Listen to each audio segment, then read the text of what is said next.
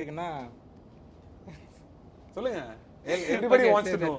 So KGF படம் மாதிரி இருக்கும். கேஜிஎஃப் படம் பார்த்தீங்களா, அதில் அந்த ஃபேக்ட்ரிக்குள்ளே போய் ஒர்க் பண்ணுவாங்கள்ல, ஒர்க்கர்லாம் ஒரு குடோனுக்குள்ளே போவாங்கல்ல, அந்த சீன் சேம் திங் எங்களுக்கு அந்த ஃபீல் ஆகும். ஸோ என்னென்னா, ஆனால் அது ஜாலியாக என்ஜாய் பண்ணுவோம். எதுவுமே வந்து யாரும் கம்ப்ளைண்ட்லாம் பண்ண மாட்டோம், எந்த ஃபைட்டும் இருக்காது. ஏன்னா எல்லாம் ஒரே ரூமில் ஒரே அப்பார்ட்மெண்ட்டில் இருப்போம். மீட்டிங் எப்படின்னா நைட்டு 12 மணிக்கு 1 மணி நடக்கும், 2 மணிக்கு மீட்டிங் நடக்கும். சரி டக்குன்னு வந்து காத்துட்டு ப்ரோ மீட்டிங் ஆச்சுனோன்னா அப்படி ஓகே 2 o'clock ஸ்டார்ட் பண்ணி ஈவினிங் ஒரு 6 o'clock முடிப்போம். திருப்பம் 6 to ஈவினிங் 6 வரைக்கும் டிசைன் போயிட்டுருக்கோம், அப்படியே போயிட்டுருக்கோம்.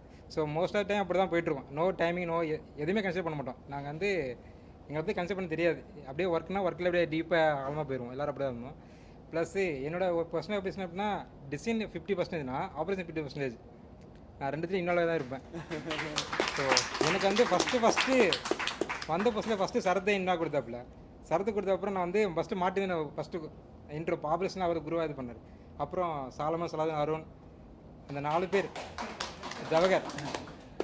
எனக்கு இந்த 25th ப்ராஜெக்ட் ப்ளஸ் ஒன்ஸ் 1993 ப்ராஜெக்டில் ஸோ கம்ப்ளீட் பண்ண டிசைன் எவ்வளோ இம்பார்ட்டன், அதோட ஆப்ரேஷன். ஏன்னா அவங்க எல்லா டிபார்ட்டும் அவங்களோட கோஆர்டினேஷன் தான். ஸோ எல்லாமே அவங்களுக்கு கன்சிடர் பண்ண பண்ணுவோம். ஆப்ரேஷன் தான் மோஸ்ட்டாக கன்சிடர் பண்ணுவோம்.